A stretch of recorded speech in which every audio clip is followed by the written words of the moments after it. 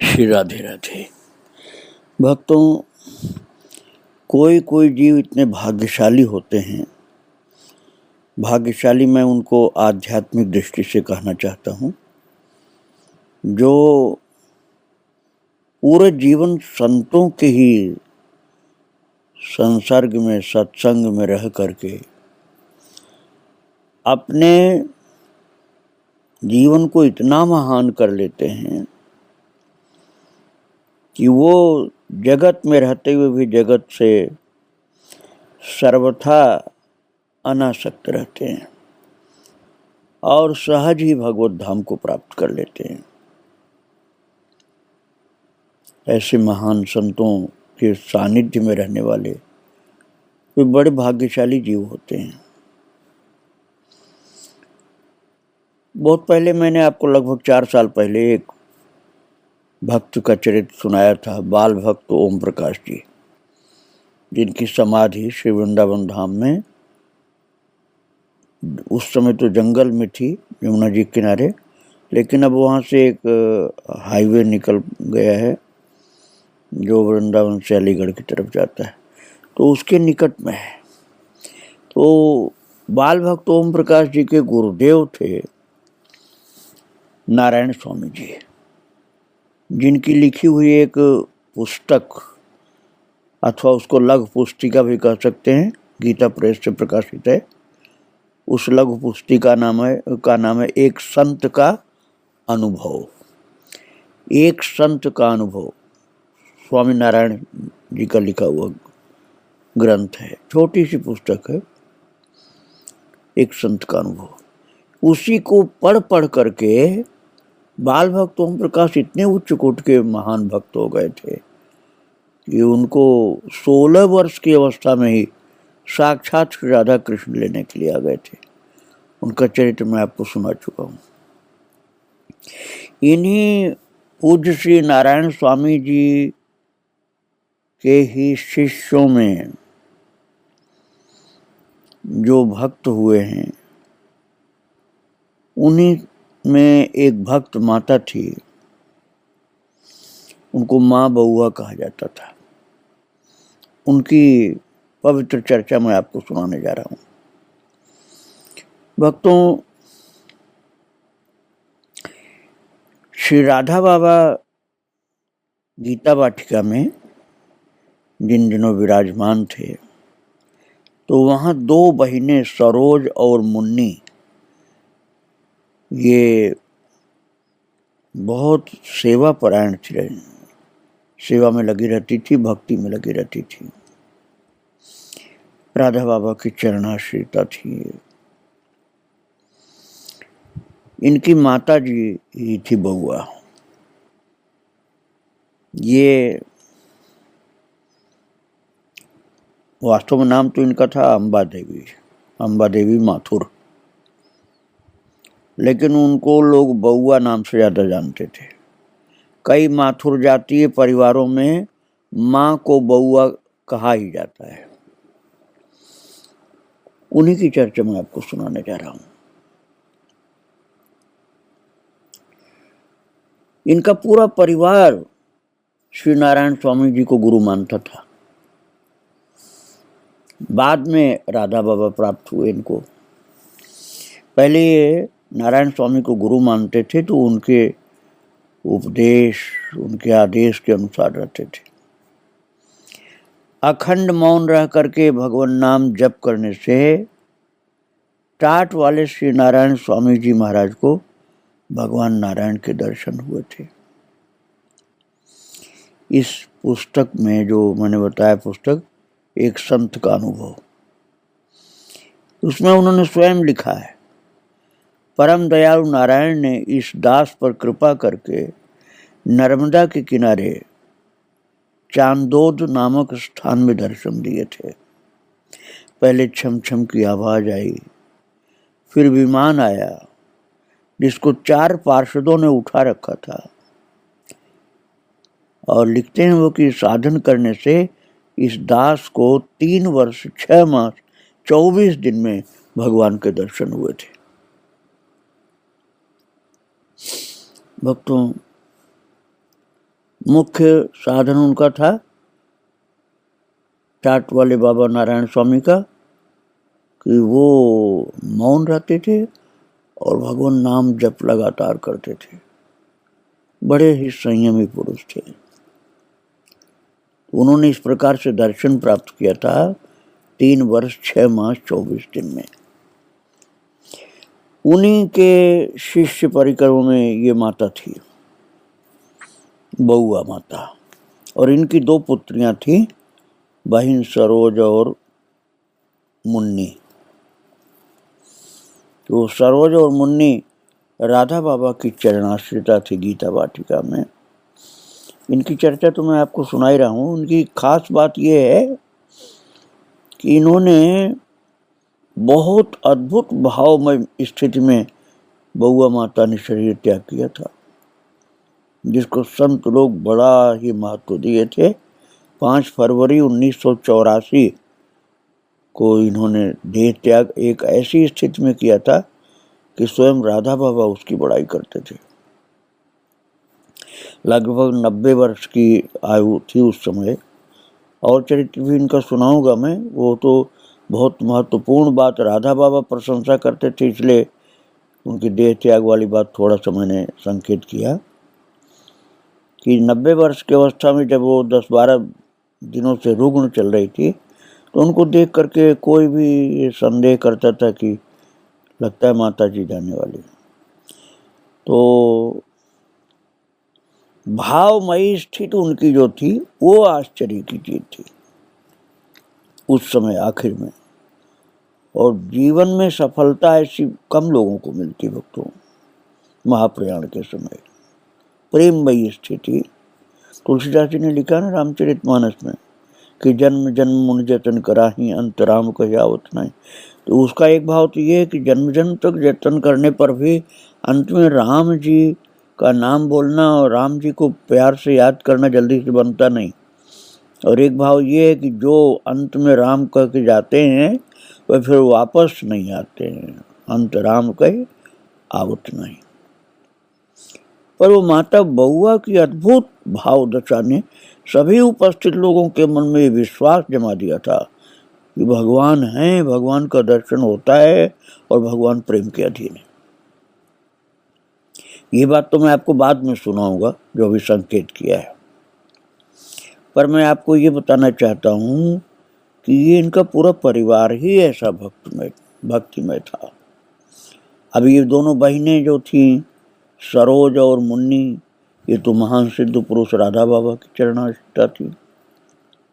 और इनके पूज्य पिताजी जो थे माथुर जी, बउआ के पतिदेव, वो एक कुशल चित्रकार थे, अच्छे पेंटर थे।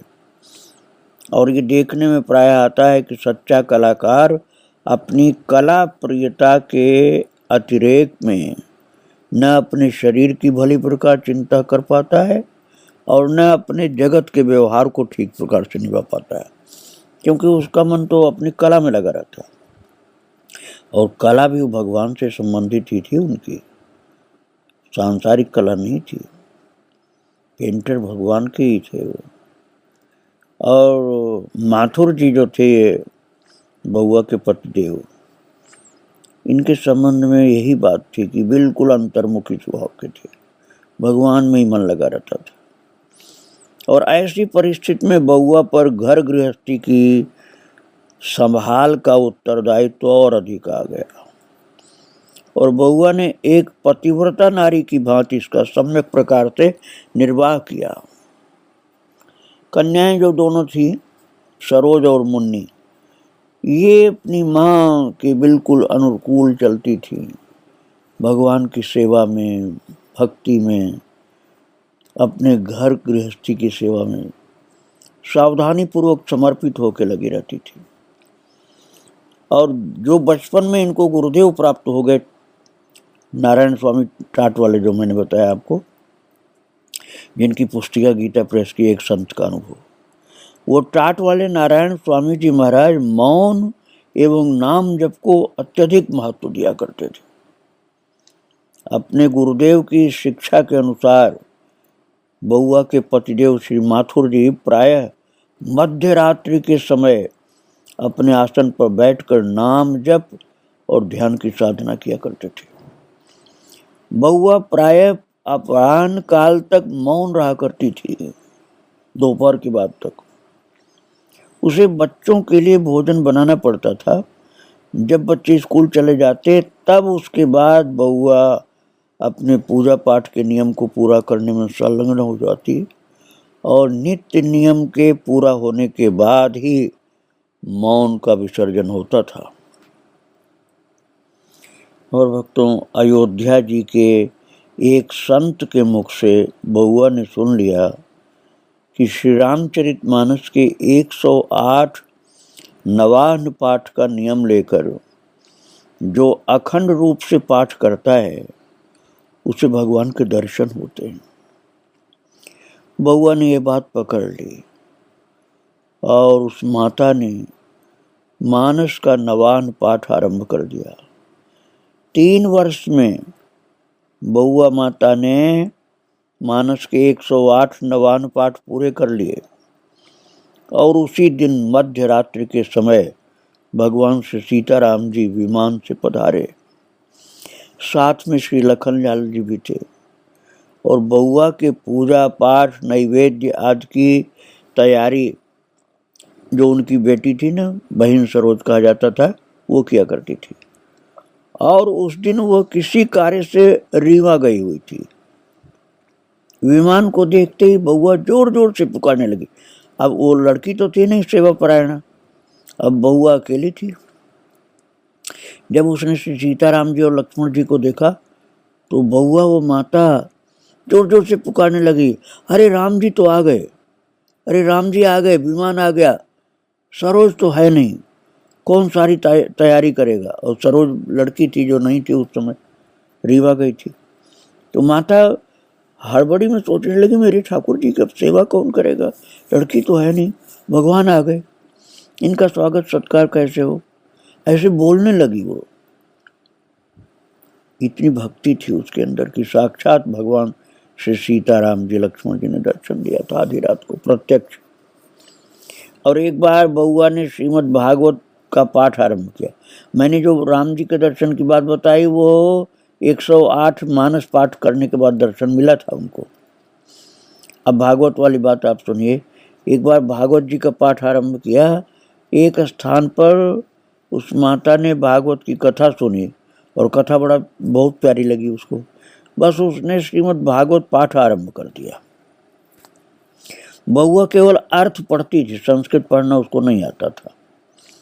उसके मन में कोई संकल्प नहीं था कि इतने दिन की अवधि में पाठ पूर्ण करना, चाहे जितने दिन में भागवत पूरी पड़ जाए, उसको पाठ करने से मतलब था। पाठ करना, हिंदी में पाठ करना उस माता को बहुत अच्छा लगता था। भक्तों, जिसको संस्कृत नहीं आता वो हिंदी में पाठ कर सकता है। ठाकुर जी उसके प्रेम को देख करके उसमें उतना ही प्रसन्न होते हैं जितना संस्कृत पाठ में प्रसन्न होते हैं। बहुआ माता दिन में सूर्य के प्रकाश में और रात में लालटेन की रोशनी में भागवत पढ़ती जाती थी।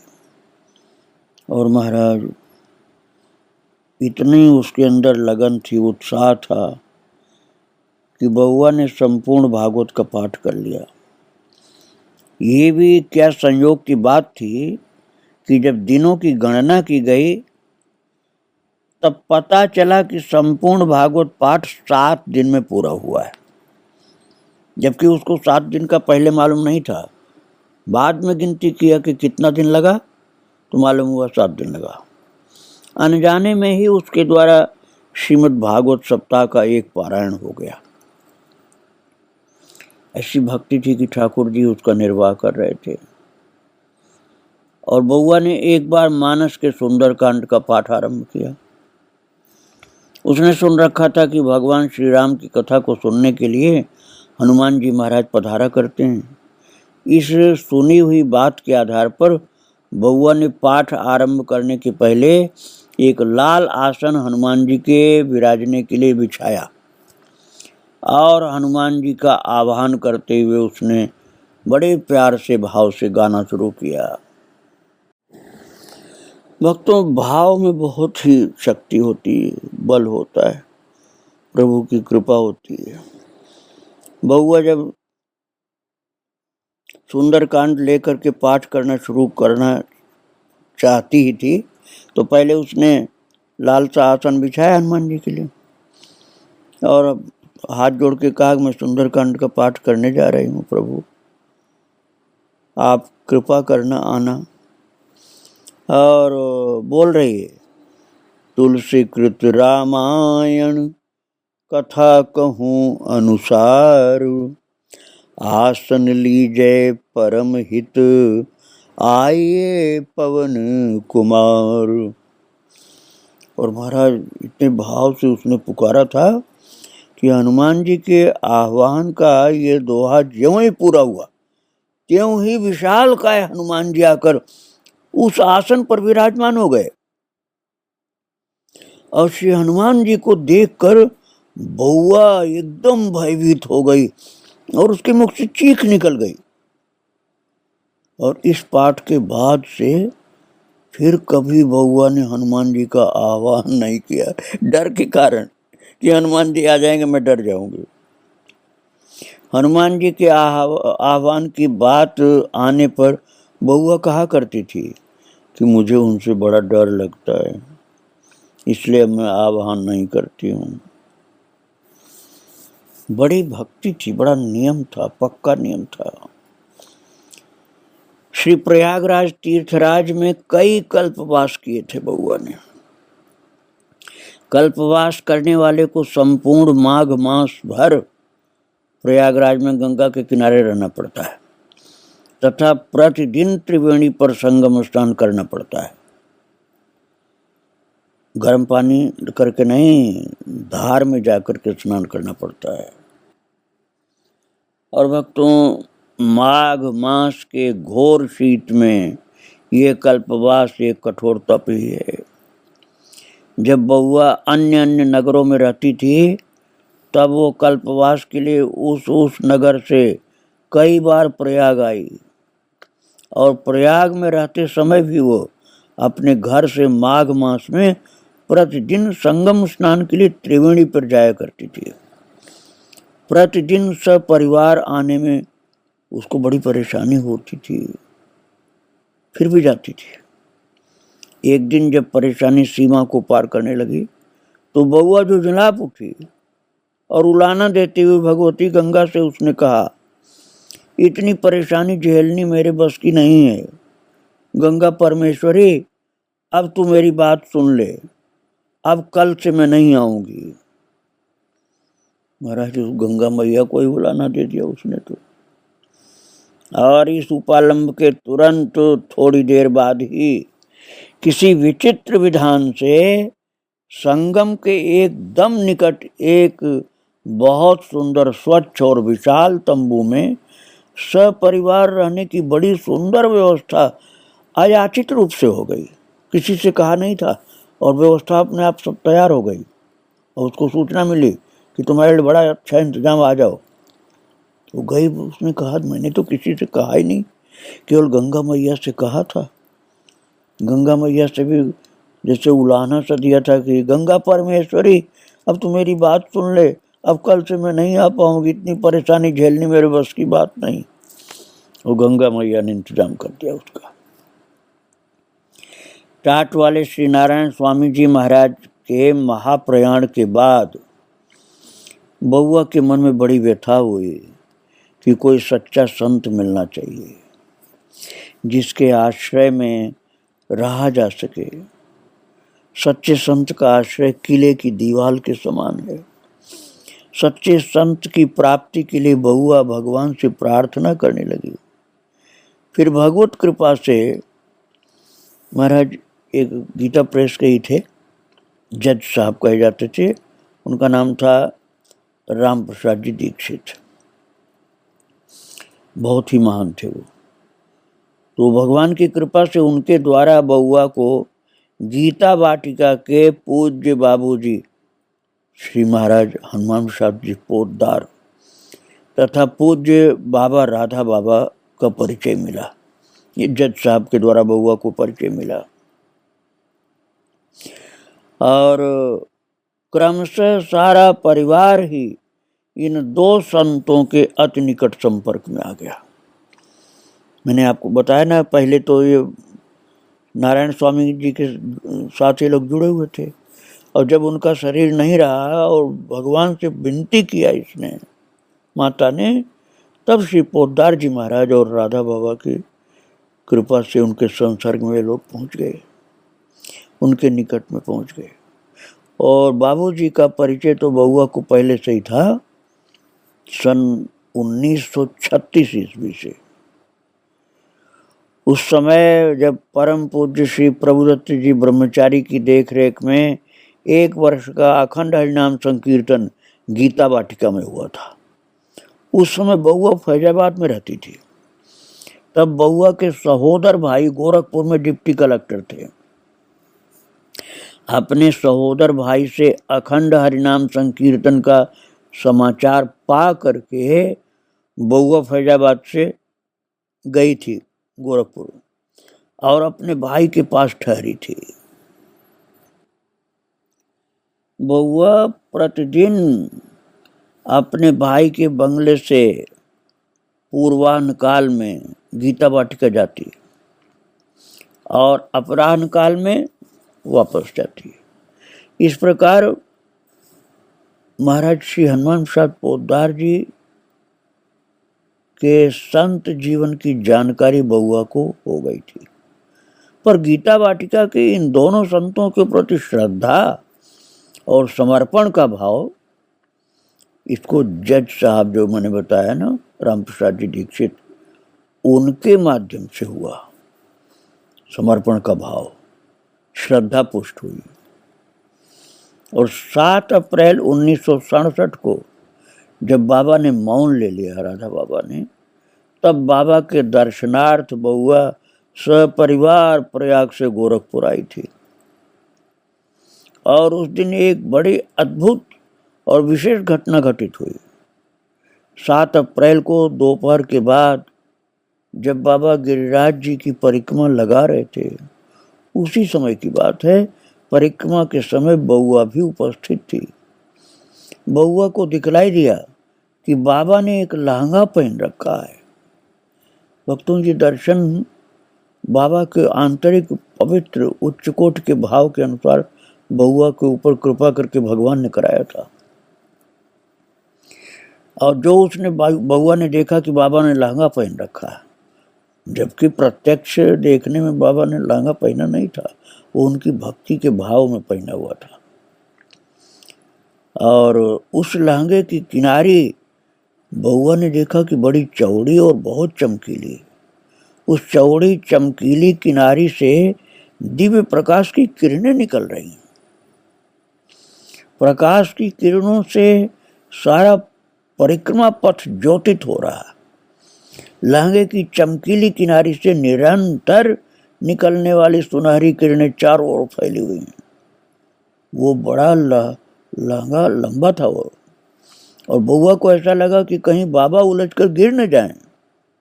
बाबा तो अपने संन्यास धर्म के अनुसार सहज स्वाभाविक गैरिक वेश में ही थे, वो तो गिरवा ही पहने थे, पर बउआ को दर्शन हो रहा था लहंगा पहने हुए बाबा का दर्शन।